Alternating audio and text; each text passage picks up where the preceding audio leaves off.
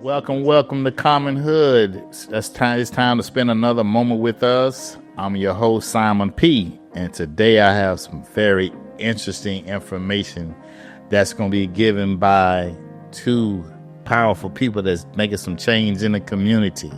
I have my man here, Mr. Otis Garrison. And if you can't see the beauty and the queen to my far right, Eryinshia Hamilton.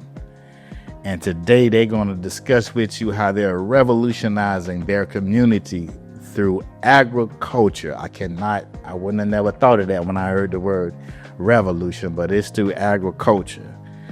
So I'm going to let you guys kind of break down in your own perspective definition of what is urban farming. How are you guys revitalizing your areas? So urban farming. So you think about farming, and generally, we've gotten our food from rural spaces, or when we think about farming, we think about, land that's on quite a bit of acreage, tractors, one man out, manning all of the fields. And so over time, as the world has gotten more populated, the need and more people find themselves in cities, the need for having the access of food right away as grown in the cities is where we urban farming has kind of evolved from. Okay, the concept of urban farming. Only thing I knew about farming, I like some hard work. Hard work. Well, nothing wrong with hard work. I think nothing wrong with it. You definitely get your vitamin D out. I think hard work sometimes gets, especially in this digital world that we've inherited, sweating and hard work gets a unfair shake. So right. You get out in it and you realize, oh man, this is really nice. It's actually nice. Exactly. And when I hear urban, for me, urban, I think of us. Us. I be trying to find us. Where we at? I got it. Where we at? That's where we at, though. That's where we at, right? And where we always been too. So putting urban with farming, as I shared, over the last 2 years of getting into farming, I want to be around my people when I'm farming. Right. In that, I've seen the mindset around why, as a new generation, we don't feel like we should be doing that no more. So what does that look like today to urban farm? I think we got away from it. At one time it was. At some point the pendulum kind of swung where we, I guess, followed away from the urban farming. Yeah. But one thing about the urban and putting the farming together, most urban areas are deserted. It's like a food desert. So how are you guys kind of using what you know to kind of change that narrative? So let's look at food desert, and so like it's saying, it's speaking to an area that is absent of nutritious food or nutritional food, and so with that, I think where the desert is in the thinking. Like the mindset is more of a desert thinking. Because we have land, we have access, and so the ability to just take a minute and revisit just the basics of growing food. You don't have to full on become a farmer or take on the banner or title of I'm going to be a farmer, but all of our parents or grandparents at least knew the basics about growing something. And so when we have something like a pandemic to come through, people aren't completely just devastated and have no idea of what to do and what move to make. I tell you, that pandemic definitely showed that there was some shortages. I think so. And we definitely was thinking about it. Like, hey, man, you got something over there? Seriously. We running out of tomatoes over here. The stove is out. So, but even after the pandemic, I think about an event that we attended with the Black Food Security Network, which is a group of churches organizing. Did you say Black Food Security Network? Mm-hmm. Never heard of that. Black churches organizing to have garden and farm spaces, on the land that churches own because we got land. So in that event, he said something that really hit hard for me, which was the word food desert.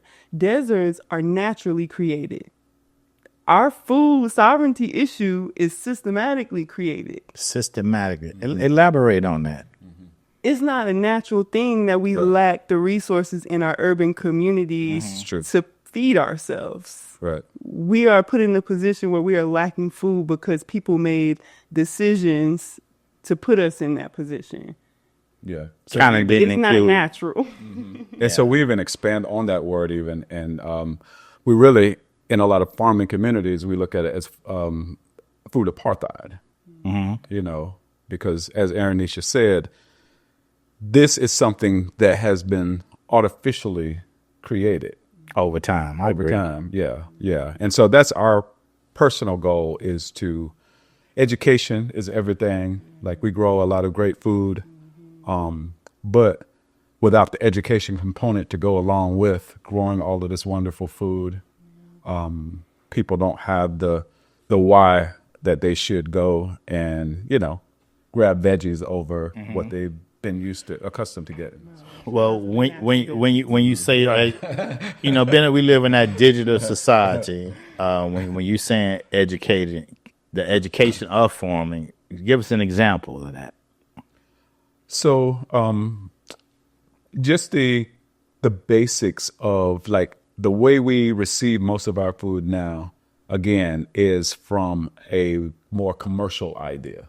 Correct. So, being able to go out to your own land, look at the soil. I'm at this point, I'm 10 years in, I can look at soil and have a decent idea of whether you could possibly grow something from it. Okay. I can pick it up now, do a squeeze test, I could smell it. These are basic things as far as I'm concerned. It's things that our foreparents knew and did, and it's the importance of actually having a relationship with soil opposed to monetizing everything and just looking at it from a money standpoint. Right. And so you miss the holistic relationship with environment. So there's a soil test. A soil test, imagine that. Being able to put your hand in the dirt and grab that soil and make a decision. And that's a basic test where if it holds, you don't want it to hold like mud where it's, it's gelling and, now you can, it's malleable and make something out of it, of course. Right. But it holds for a minute and it has body. It's interesting that healthy soil, once you know what to look for, you can identify it from viewing it. And like the process that agriculture is, like, that's the start and the end. I feel like the soil, but somewhere in there, like when we look at the foods, like when I think education, I think about what I do now as a community health worker in East Gainesville, where I'm working with people with cardiovascular issues, diabetes, obesity, high blood pressure, and their relationship with food and what it is to be, whether it's used as medicine or just to maintain, like, where are you getting your food from? And why your body is acting the way it's acting and how it connects. So how do we educate on that? And well, when you mentioned when you mentioned those diseases with high blood pressure and cancer and some of the things that they're more relatable in those urban areas because of the lack of quality foods. So what with the soil test, being that we live in North Florida, what kind of vegetables or fruits that kind of acclimated with the weather here in North Florida, where you guys are farming in that Portis community? Well, we're fortunate to be in North Florida. I grew up in this area, but I've been growing in Atlanta for Welcome home, brother. But yes, give thanks. Welcome back home to Gainesville, Florida, and High Springs. We all local. There's no place like home. So ATL, we had to bring them back for a little battle. I think we got more land. Yeah, absolutely.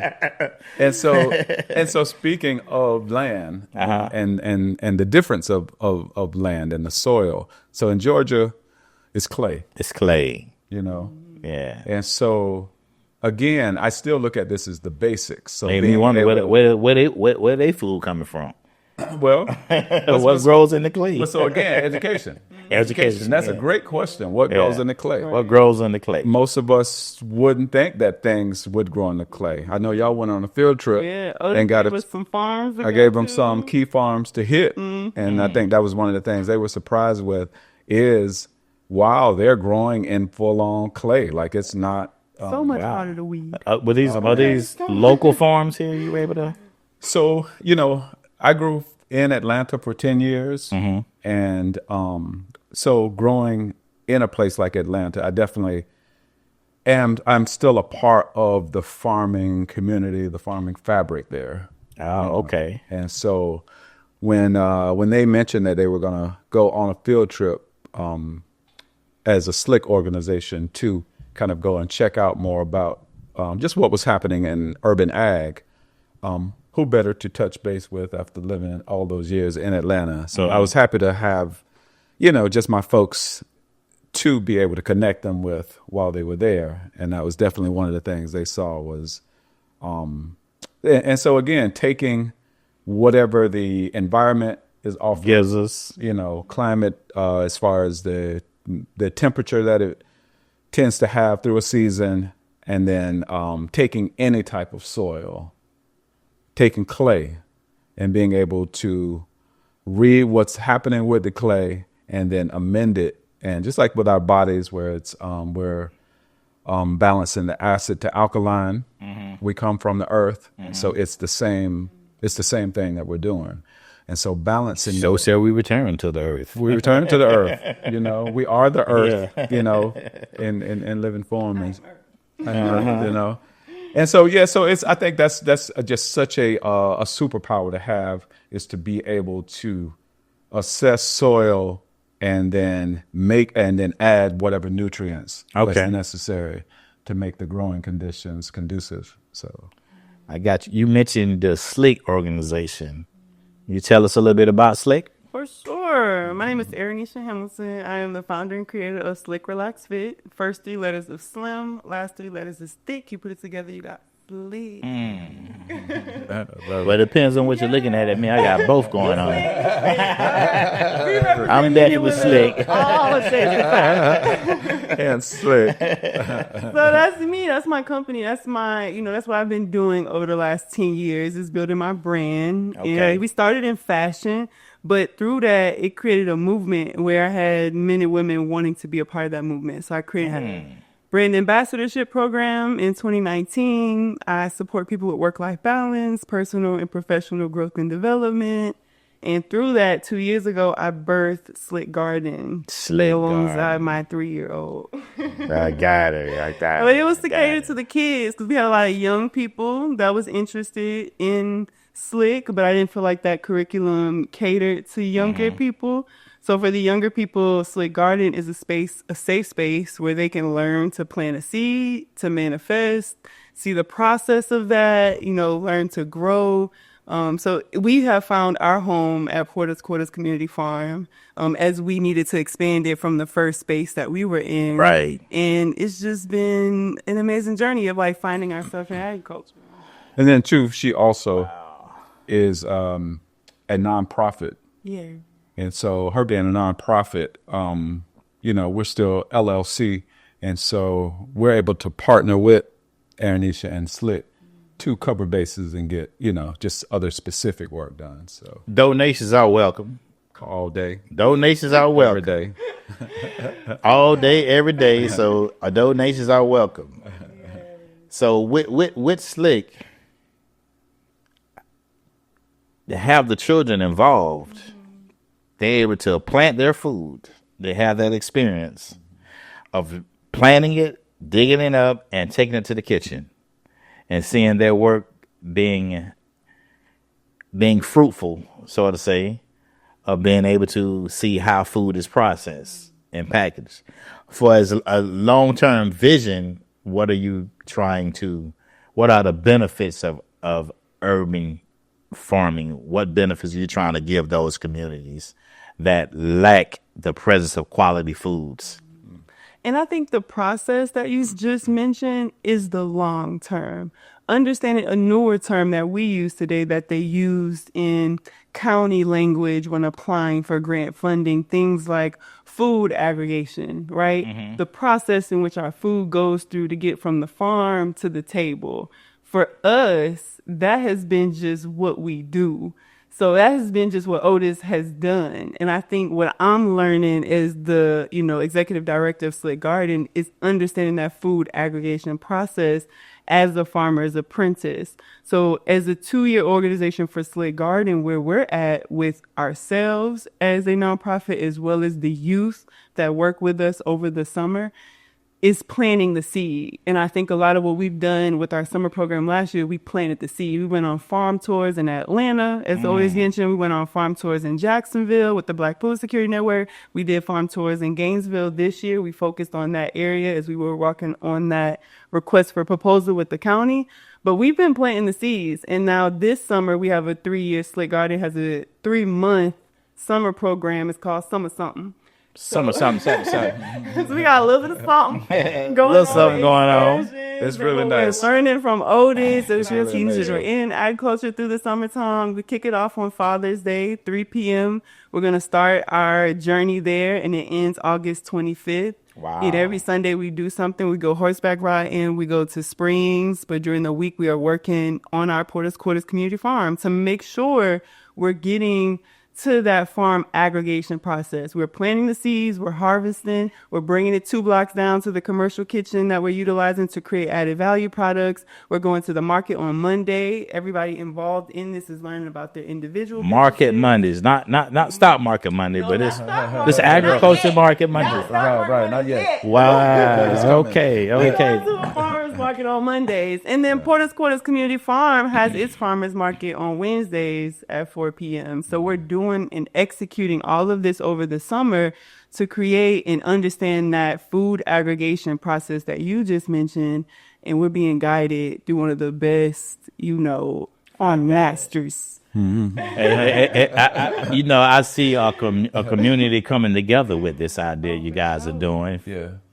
And when you say long term, I'm saying Father Time is giving the wisdom to the little kid children. And out of 10 children, I'm sure there's always 20 to 30%, 2 or 3 of the 10 say, Mr. Otis taught me this when they get 30 years old, and they apply that game and apply that knowledge and keep it up. Classroom back into the community. Absolutely. When I tell you, Absolutely. Porter's Quarters have done, we did a 6-week freedom school. And the goal is to continue to bring that. And we brought lessons from science to African American studies to chess. African American studies. Y'all check with the gentleman about that stuff. you guys in Florida. But let's move forward. Right. It's our responsibility. Always have been. So it is a community effort. It's a community mission. And yes. And when you think about it too, Yeah. all that Eryinshia is mentioning, it encompasses culture too, and that's my personal brand is Ambisa Grow Culture, and so with the Sunday somethings, like the idea of that is really just looking at what makes a community, and what is culture. Culture is what you do. And so along with the work, we just saw the importance of, just the other stuff too, the family time, the cooking together, the, just the downtime, the 6 a.m. we up, we meditate in the mornings. Meditate in the morning. But just the whole approach to the business side of things, we got to handle business. We were even out last night and early this morning. We have a lot of seedlings that we just acquired. So I love that the team have rolled up the sleeves and even went in deeper to just, again, sweat in the field, but also sweat equity, but also keep a balance of getting out to the springs, getting horseback riding in, holistic running, holistic. I mean, I think that's a lot of what we've lost as a community. That sound like y'all community free of stress over there. Well, Those seem like fun things. Those seem like fun things to do, in my opinion. That it's free of stress. This thing, going to the springs, horseback ride. It's like, these are things you don't think about in the urban communities, That's the managed distress. You know what? We sat there and we talking about that with one of our elders, and then she talked about how when she first moved to Gainesville, wasn't able to go to the Springs because she had her baby, who is active with us in our Still work. part of our And community. she just went to the Springs Just yesterday. for the first wow, time. okay. It was Okay. beautiful. Which, North Florida has what? The Devil's Springs, Itchy Tickets. She went to Eryinshia. Oh, Itchy Tickets. Okay. Then you got Grand Springs. Okay. Could you spell it out or say it again? You say you're part of that name you said has some type of meaning. Which one? Visa Grow Culture. Ambisa Grow Yes, Company, yeah. yes. Ambisa, what is Ambisa. Ambisa? Yes. Grow culture. Is Grow the name of culture. it. Yeah, and Ambisa is an Amharic word, and it means lion. Lion. Yeah, but it's also an acronym too for ancient nation builders establishing sustainable agriculture. It's the modern term for it. But Spell it for us. Anbesa. Anbessa. Yeah. So it's Lion. It's lion and Amharic. And Amharic is one of the oldest languages. It's from, I thought I had on my necklace from, but this is actually a cross from one of the Ethiopian monks. But I'm taking y'all down a whole nother road. But It's okay. at any rate, Amharic resonates. Even the language is taken from the pyramids and Ge'ez, like it's the direct language Okay. from there. So, of course, we're spiritual people, and having the thread of the spiritual significance of things is always going to be a part of anything that we're doing. And so, That's a deep name. I really respect that. That's a deep name. yeah. So we have what you doing and Slick.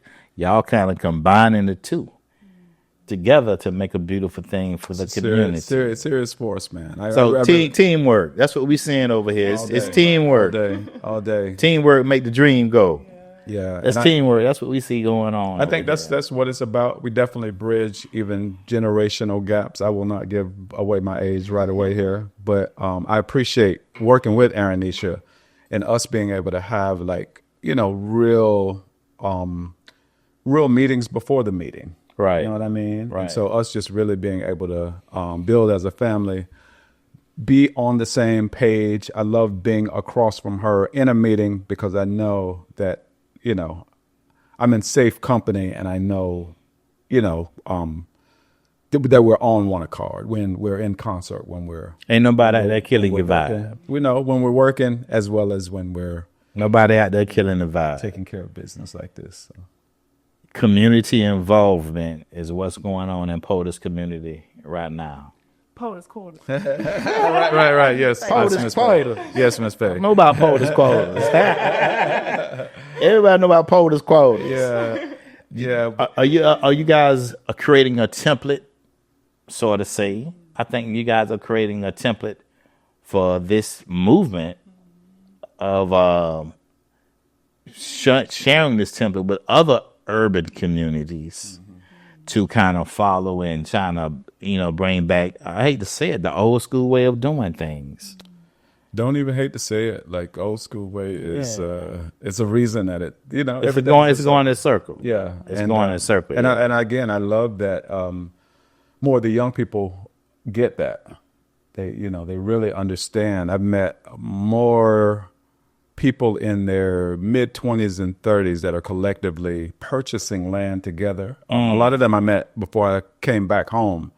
But I'm amazed at how many of them are buying land together and just saying we're gonna figure it out. We're gonna figure it out. Build community. So But you planted the seed, and you said it earlier.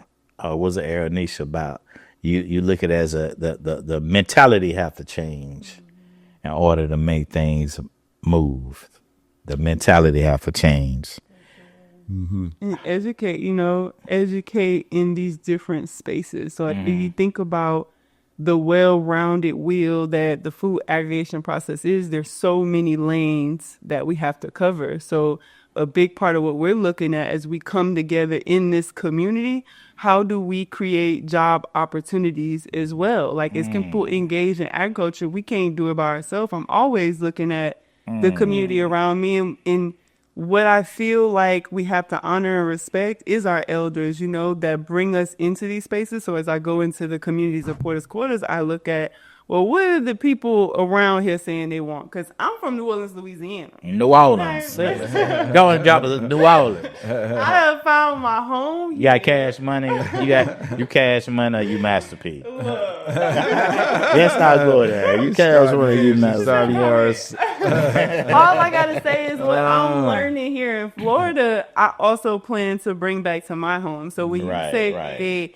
a blueprint is what I call it. Shout outs to all the HBCUs, but I'm looking to one day get my honorary doctorate from HBCU on how to pause and or reverse gentrification. So in that process, and what I'm doing now, where it starts is the community. Do this community feel safe? What are the streets that cover this community? Who live within this community? What do these people want and desire, and how are we creating it as a community? Taking it off of this big scale of a city, but let's bring it back down. Where we at? I just picked up 2 nuggets. When Otis mentioned that the 2 young people getting together, so acquiring land helps stop that process down of gentrification. I've heard you guys mention to use this the aggregation of farming. So when I think of that, I'm like, okay, there's picking it, there's packaging it, there's cleaning it, there's a process to bring it to the stores, opportunity for a local restaurant to get involved and say, I'm buying right here from this community right here to provide my breakfast menu or my lunch menu. So there's a lot of great things could be that I see spinning off between what you guys have going on with Slick. So I commend you both for taking the time to make the sacrifices, is what I'm saying as well. Though I can tell you love it, 10 years in the game and counting. And it feels like I just started. It feels like it just started. Yeah. What a typical day, Otis, look like for you when you're managing the garden? So there's no typical day. You do have a steady routine, because we have a greenhouse, which we've had some issues with the water functioning, but when everything is firing on all cylinders, the goal is starting from seed, planting in the greenhouse, and then raising them up to seedlings, which is small plants, and then eventually transferring everything out into the field. And so a typical day is just keeping the pulse on that cycle. But then the things that you do have planted, just monitoring and making sure that that everything is growing. Of course, we're I don't necessarily like to use the term organic, because I find it to be more of a modern term, more of a term. Yeah, I thought they just created it, to be honest. They did just. Yeah, organic. I would never remember the word growing up. Organic. So, we don't use chemicals. Like, wait a minute. I thought this was a pear. Oh, then there's organic one. Then there's okay. So I think that's a really important point that you're making right there, because we pay so much money for organic. Now we're paying them to not do stuff to it, like to just let it grow, like the Creator has set things out to be. And so we're paying for them not to do that.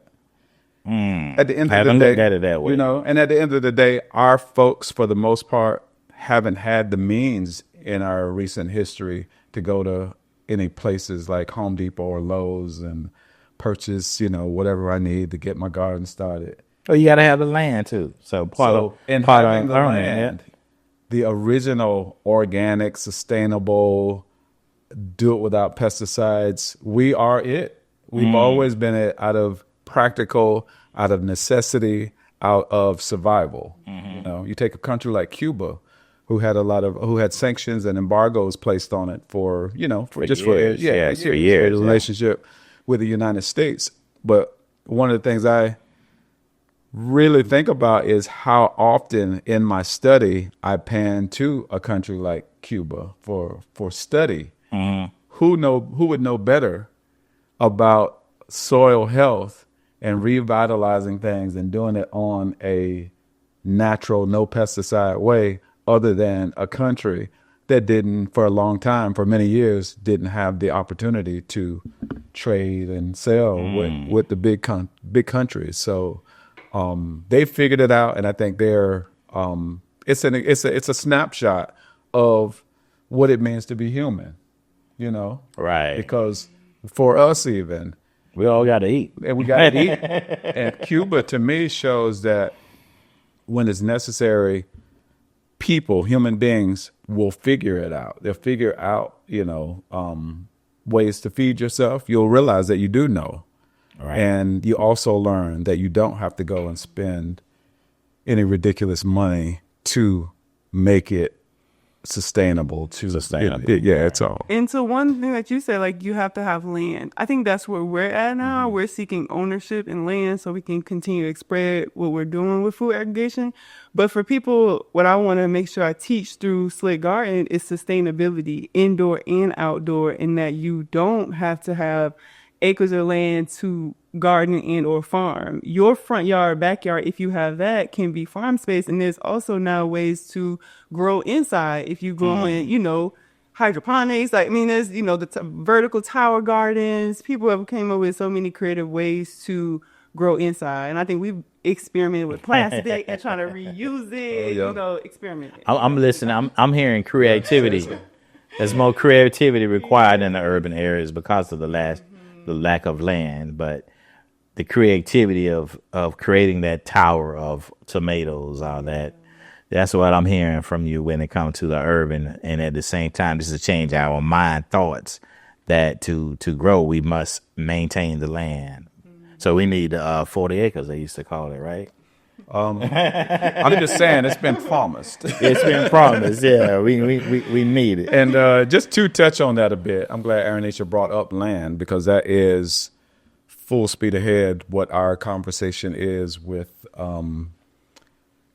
folks as we do this work. We have many allies that want to come and see where they fit in and how they can support and help. And we're unapologetic when we speak about land. And one of the reasons for me is, since I've been back home, combing back through the recent history here in Gainesville, Right. but history in this country when we talk about land. And I know you made a joke about 40 acres, but that's a real thing. I wasn't joking. I want my 40 acres. Absolutely. And so that's a real thing. I would love to hear my 40 acres. And so the more we get familiar with some of the intricate ways and plots that were done to take land back from folks who acquired it through sharecropping, which is amazing to even have the capacity to even plot to take that land back. So, and then speaking of land in general, most of your Europeans or your white Americans, when they were establishing this, many of them were given hundreds of acres. Yeah, that's in the history books. It's in the history books. They had to maintain it for 5 years. It may not be in the school system, but it's in the history books. And so land is a sensitive thing, and we will not let up our foot off that gas until that's addressed. And that's not just here, but just that's all over. People. That's overall, because when you think of urban, most of us think is us that living in these urban communities.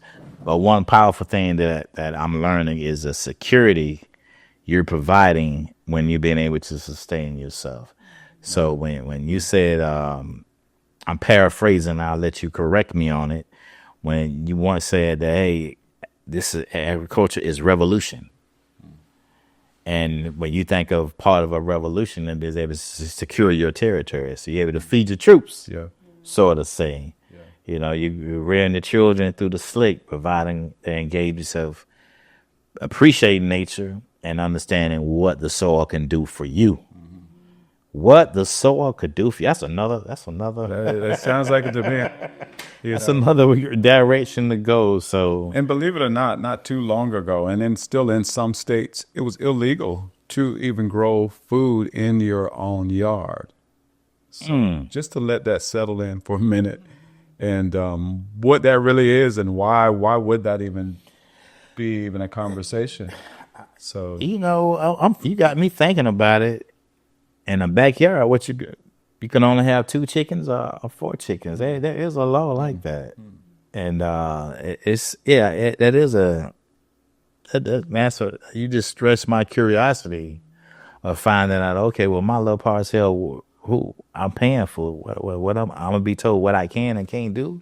So when we talk about food growing being a revolutionary act, my elders, when I was first learning this, they would say it, but I didn't really understand the fullness of what they were saying to me. And just over time, I'm learning more and more of, what they mean. Revolution is just change. It's just change, yes. And so change. You heard him.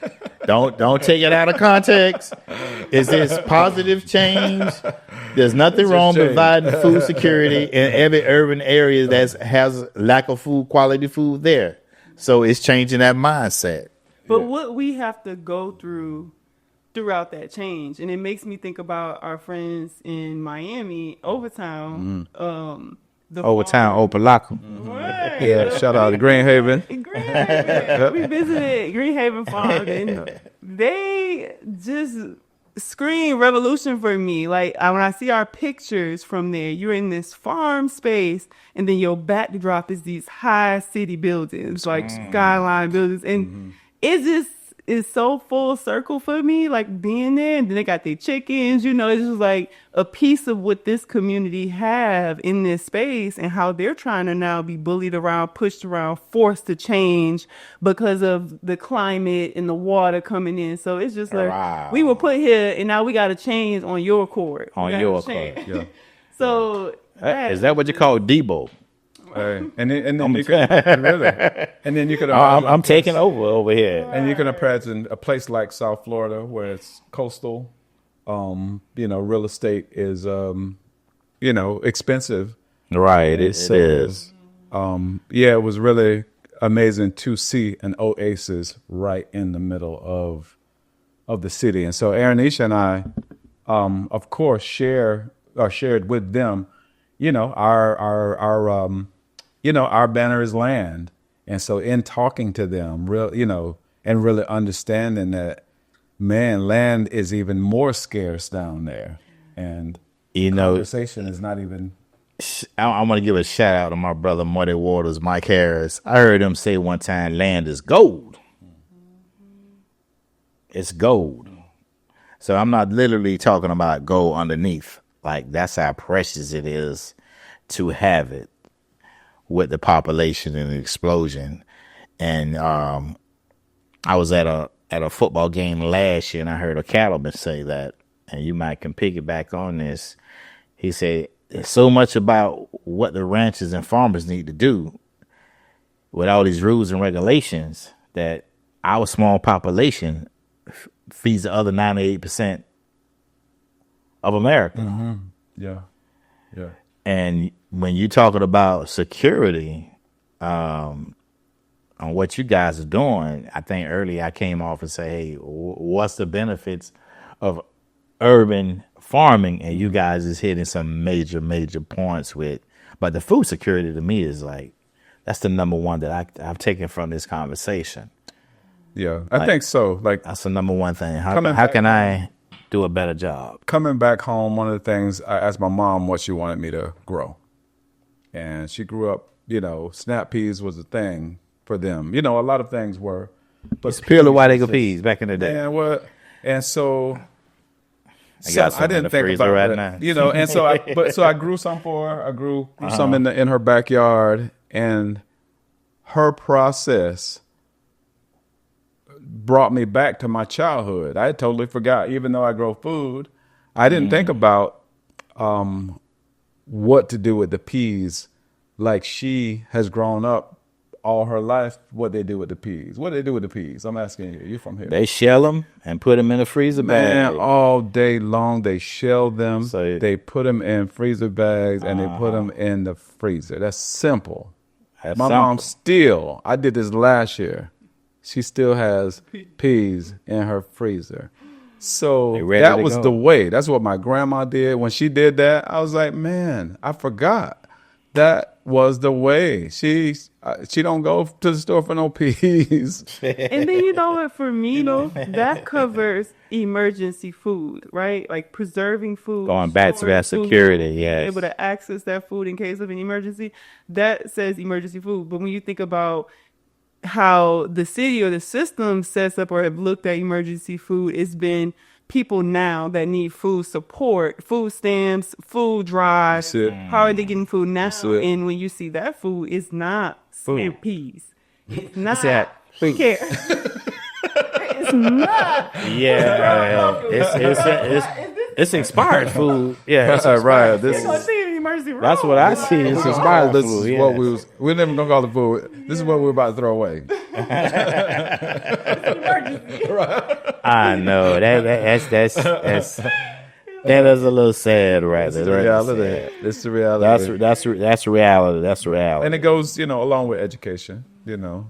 Education is really the root of it all. Is really understanding food, but also nutrition too. Well, that's two things. Also, how this affects generational, and as you say, you're embracing children and you're teaching them, so that educational component could be passed down generationally. When you say the aggregation of bringing it from the soil to the table or to the restaurant, there's a business process Right. that's for that. So do you mind, guys? I know this ain't the forum to try to teach business, but what kind of business opportunities that you guys mentioned earlier through the conversation that you're hoping that this can turn into for that community as part of another layer of security? Like, okay, now we're growing. Now we have a huge demand. Everybody's involved. What kind of systems that you think that could be created with what you guys are doing? And by the way, before you answer that, I keep over here thinking, and I'm like, there's no other. I think y'all have the only urban fresh market to come over Saturday, at least in Gainesville, Florida. I know they have them in different areas, but as far as in an urban area, Right. I think you guys may be the first. And I know Duval has something similar as well by Mr. Andrew Miles, that I hope to have him on here. But I think you guys are only two that have food coming out of that earth. Mm-hmm. Duval. Yeah, I think that's so important to create our, just to create and to inspire our community to know what we are capable of. You know what I mean? And I think when we do that, we've seen examples of people from other communities are going to come to support. Helping hand. Or just purchase or support whatever Helping you're hands. doing. But really realizing, what you have at home. I don't know if you wanted to speak to his question. Pull my business out, I like that slick hat, though. I know, right? I don't know if LL Cool J is like, hold on, that's my Kango look you got over there. What you doing? Huh?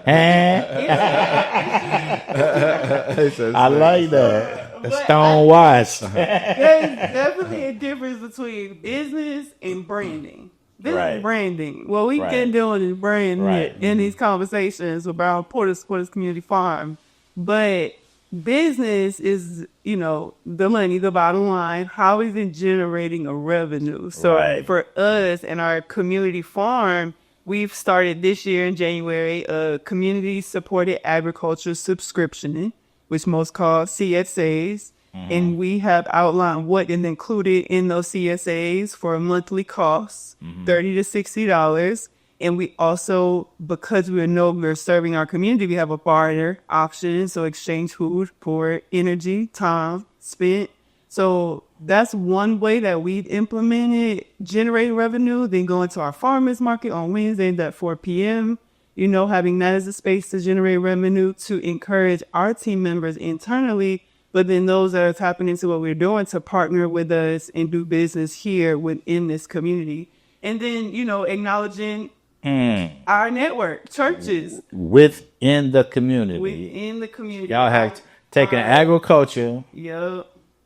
and creating the dollars to kind of circulate within the community. And you say food security, it makes me think of networking with people like who we mentioned earlier, the Black Food Security Network. When you look at the elders in this community, most of them are really embedded in the churches within the community. So how do we then take those other organizations that are outside the community that's doing great work in agriculture, bring them into the community to create those partnerships and ways to continue to generate revenue as well as build community? I'm so glad to hear that you guys say, and I don't want to get off topic with churches, but to hear you guys say that some churches are getting involved with that, that's powerful, because the new generation now, they not feeling church. Right. Shout out to Pastor Fox. And real shout out to Pastor Potts.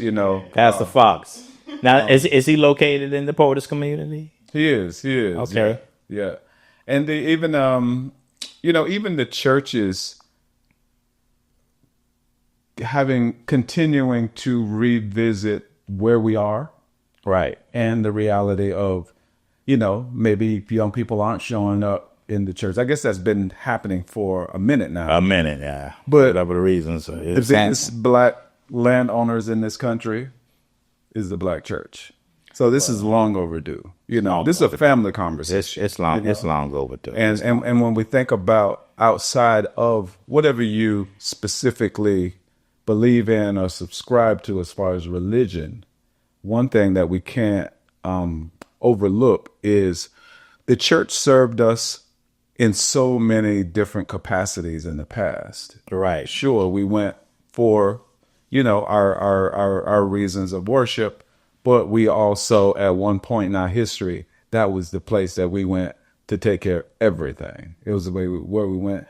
How the civil rights came. So even when everything was going down, and with the change during the civil rights movement, right. because the Black church had land, those became safe spaces for folks that were needing to move, and safe places to hide out. And so the churches, to me, beyond the building, what we know them as, and the building, they have been. I think it's so symbolic that it's been our gathering place in the beginning, in our beginnings in this country, and so I think it just makes perfect sense to utilize all that land that's just being parked on or just sitting there in every state. Everywhere we own land. And so we talk about our problem. And a lot of the churches are in the communities. They are urban. Right. So, I hope I'm not into church as far as me owning a church, being affiliated with one right now. But Pastor Simon, I can. Mike and I catch a vibe with it. We all always have a spiritual vibe, but that is something to think about. Churches sometimes do own a lot of land, and are they maximizing this opportunity? Right.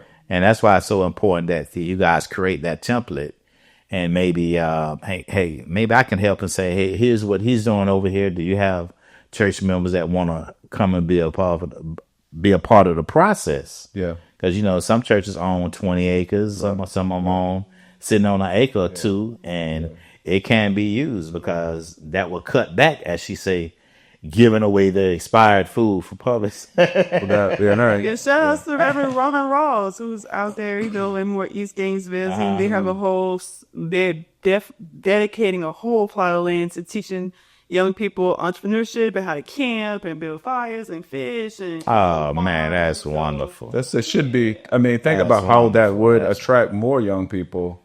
Just having things that, just meeting folks where they are. Camping, farming. Right. I think it. It speaks to better living anyway. So why not? It's either you a country boy, or either you think you have to join the Boy Scouts to get this feeling that you got this fire. Isn't that the truth? Yeah, that's how most of I ain't joining no boys club, urban kid, but to have it in the community, and for the churches to landowners to change their thought for unused land to say, hey, Boy clubs just look different. Right. Right. Yeah. So again, the Sunday somethings definitely are to speak to that as well. Just getting out and doing other things too. that what they call it, the lighthouse. The lighthouse. The lighthouse when the light is at the top, and you see the light. Yeah. I think y'all just shared a whole lot of light on a situation that we probably have been overlooking. And you mentioned something before we able to schedule to get you over here, that when you was in Atlanta before you left home, there was just not that many homeless people in this beautiful city of Gainesville, Florida, and the surrounding areas of Newberry and Hot Springs. And you see it more. But I'm definitely paying attention to what she just said about they're giving away the expired food to the lower quartile. Right. But we could do, you guys are doing something about it. So that's another thing that makes this revolutionary. You're helping the city, you're helping the government with you guys' time, resources of helping to say, well, we got one less person going to collect the food stamps. We got one less person getting expired food, no standing in the line. And even highlighting that for them, they know it, but even saying that, hey, fresh food should be included in this stuff that they're getting. And in my space now, I feel like I work on that borderline a lot. And I think, just to reiterate, before even looking at the city, the government, the county, we look at the people. Especially the people that are around us, on a day-to-day basis, or in the communities that we live in, and then past that. But, we may take the time to apply for funding that's available through other entities, but we're doing the work that we do for the people, and instead of that I mindset,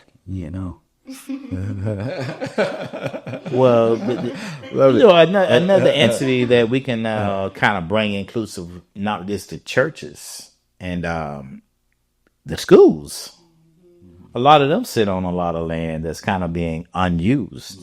You saying public schools? Public schools for sure. So if everybody trying to go charter, what's happened to all those acres of land that they're used to be built on? So that's Gainesville. The school is at Eastside. Spoke on it. Got teachers over there that's doing gardening, introducing gardening, and really excited about it too. I know the teacher is really excited about what we're doing, but excited about the gardening. But one of the things I found with working with public schools, it's been a little bit tricky. You mentioned public and charter, and I found it to be easier to get in. Every charter school I ever tried to or proposed the idea of putting a garden in, I always got the green light.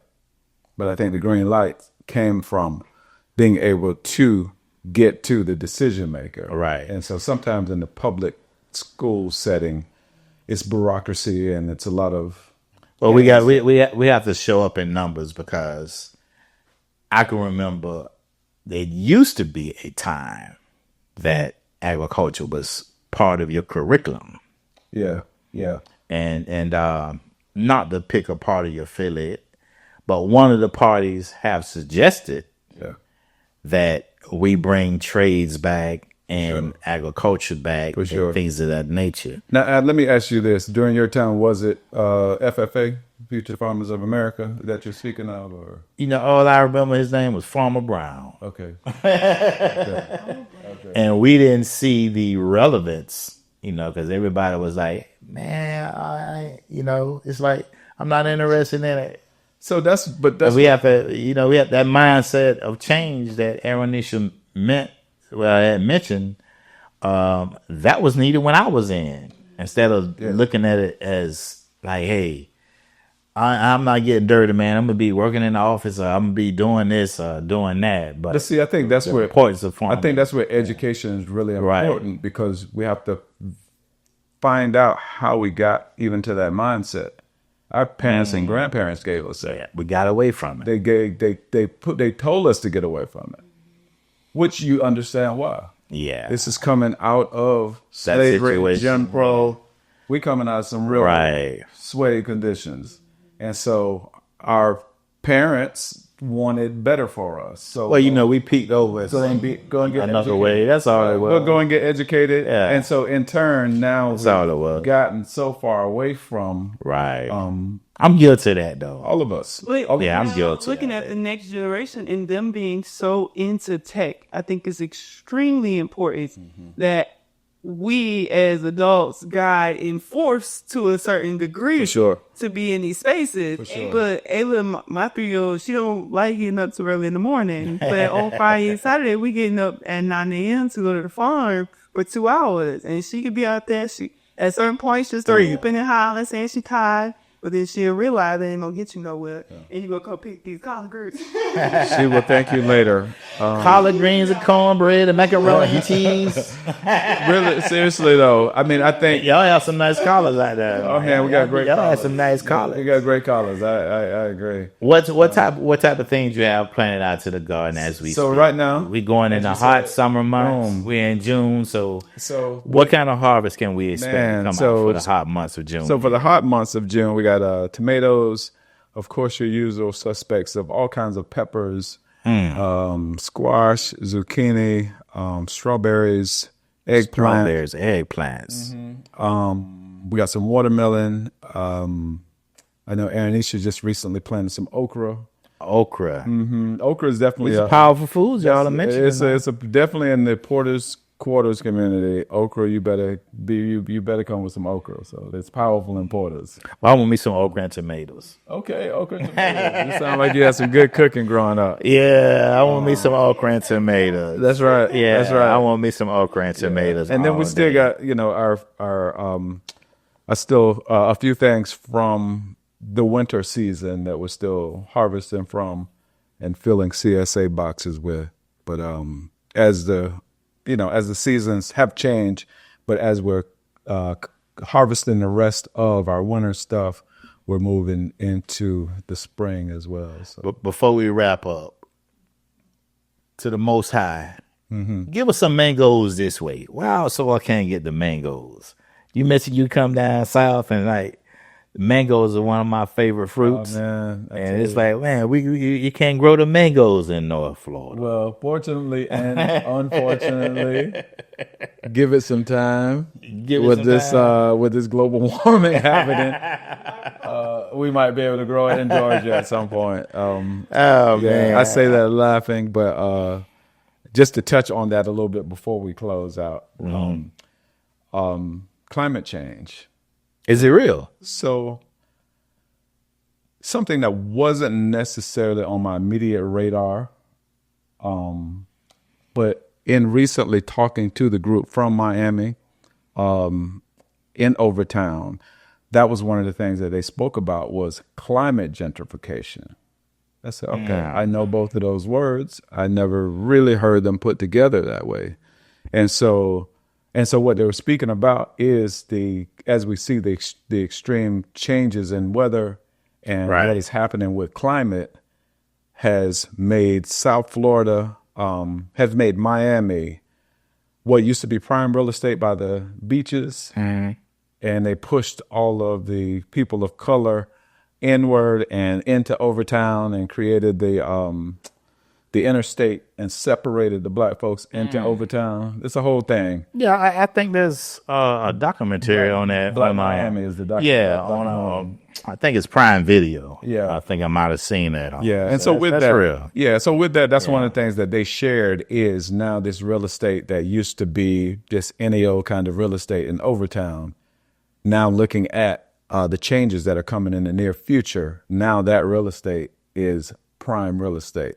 So now it's being gentrified. You begin to get a whole community there. Right, they're pushing them out, and so Well, And then to understand their situation, right? This is an organization that's in this space and they know its development is coming, right? Right. Development is coming. And what does that look like to have sovereignty, right? You push all these black people into this community at one point, at one point, and now you want to push us into somewhere else. Like, how do we stand our ground in these spaces? And I think, that's another whole another episode. But I can just give a nugget or two to piggyback on it. Just like you're educating and farming, we have to get educated on our finances and owning.